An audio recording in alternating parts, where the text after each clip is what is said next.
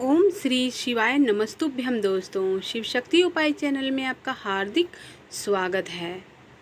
दोस्तों, आज सर्वपितृ अमावस्या है। 16 दिनों के पितृपक्ष का अंतिम दिन है। आज पितरों की विदाई का दिन है। कदाचित आपने कभी सोचा होगा कि सर्वपितृ अमावस का महत्व क्या है। आखिर इस घोर अंधेरी रात को अमावस्या तिथि सर्वपितरम श्राद्ध के लिए सर्वश्रेष्ठ पुण्यफलदायी क्यों मानी गई है? इसके पीछे एक पौराणिक कथा है। सर्वपितृ अमावस्या पर यह कथा सुनना श्रेष्ठ माना जाता है। तो आइए हम भी सुने ये दिव्य पौराणिक कथा आरंभ करने से पहले एक बार अवश्य बोलें ओम नमो भगवतो वासुदेवाय नमः, क्योंकि यह मंत्र सर्वपितृ को शांति व मोक्ष प्रदान करने वाली है। कथा इस प्रकार है, आइए सुनते हैं। पौराणिक मान्यता के अनुसार श्रेष्ठ पितृ अग्निस्वात और बृहस्पति की मानसी कन्या अशोदा घोर तपस्या कर रही थी। वह तपस्या में इतनी लीन थी कि देवता के 1000 वर्ष बीत गए।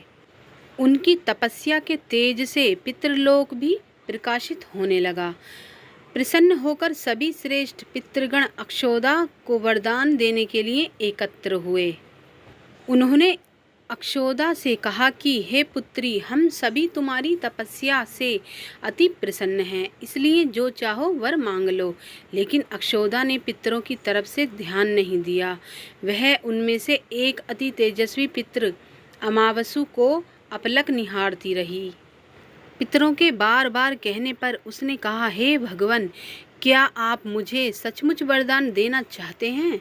इस पर तेजस्वी पितृ अमावसु ने कहा, हे अक्षोदा, वरदान पर तुम्हारा अधिकार सिद्ध है, इसलिए निसंकोच कहो, आपको क्या मांगना है? अक्षोदा ने कहा, भगवान, यदि आप मुझे वरदान ही देना चाहते हैं तो मैं तत्क्षण आपके साथ का आनंद चाहती हूँ। अक्षोदा के इस तरह कहे जाने पर सभी पितृ क्रोधित हो गए। उन्होंने अक्षोदा को श्राप दिया कि वह पितृलोक से पतित होकर पृथ्वी लोक पर जाएंगी। पितरों के इसी तरह के श्राप दिए जाने पर अक्षोदा पितरों के पैरों में गिरकर रोने लगी। इस पर पितरों को दया आई। उन्होंने कहा कि अक्षोदा, तुम पतित योनि में श्राप मिलने के कारण मत्स्य कन्या के रूप में जन्म लोगी। भगवान ब्रह्मा के वंशज महर्षि पाराशर तुम्हें पति के रूप में प्राप्त होंगे। तुम्हारे गर्भ से भगवान व्यास जन्म लेंगे। उसके उपरांत भी अन्य दिव्य वंशों में जन्म लेते हुए तुम श्राप से मुक्त होकर पुनः पितृलोक में वापस आ जाओगी। पितरों के इसी तरह कहे जाने पर अक्षोदा शांत हुई। अपने तेज एवं सौंदर्य से अप्सराओं को भी लज्जित करने वाली अक्षोदा के प्रणय निवेदन को अस्वीकार किए जाने पर सभी पितरों ने अमावसु की प्रशंसा और वरदान दिया।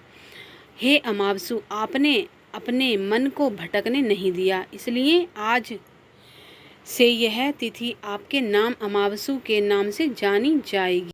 ऐसा कोई भी प्राणी जो वर्ष में कभी भी श्राद्ध तर्पण नहीं करता, अगर वह इस तिथि पर श्राद्ध करेगा तो उसे सभी तिथियों का पूर्ण फल प्राप्त होगा। तभी से इसी तिथि का नाम अमावसु अमावस्या हो गया और पितरों से वरदान मिलने के फलस्वरूप अमावस्या को सर्वपितृ श्राद्ध के लिए सर्वश्रेष्ठ पुण्य फलदायी माना गया है। दोस्तों, यह थी सर्वपितृ अमावस्या की पौराणिक कथा। श्राद्ध पक्ष में यह अमावस्या बहुत ही महत्वपूर्ण होती है।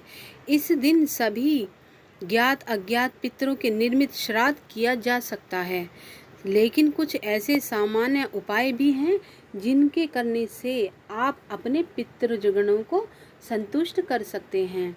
आइए जानते हैं कि पितृ मोक्ष अमावस्या वाले दिन पितरों के तृप्ति के लिए कौन से उपाय किए जाने चाहिए। पितृमोक्ष अमावस्या वाले दिन प्रातःकाल पीपल के पेड़ के नीचे अपने पितरों के निर्मित घर का बना मिष्ठान व पीने योग्य शुद्ध जल की मटकी रखकर धूप और दीप जलाएं।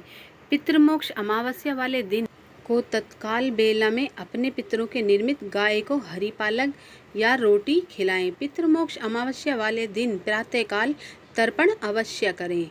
पितृमोक्ष अमावस्या वाले दिन किसी मंदिर में जहां ब्राह्मण को अमान्य दान अवश्य करें।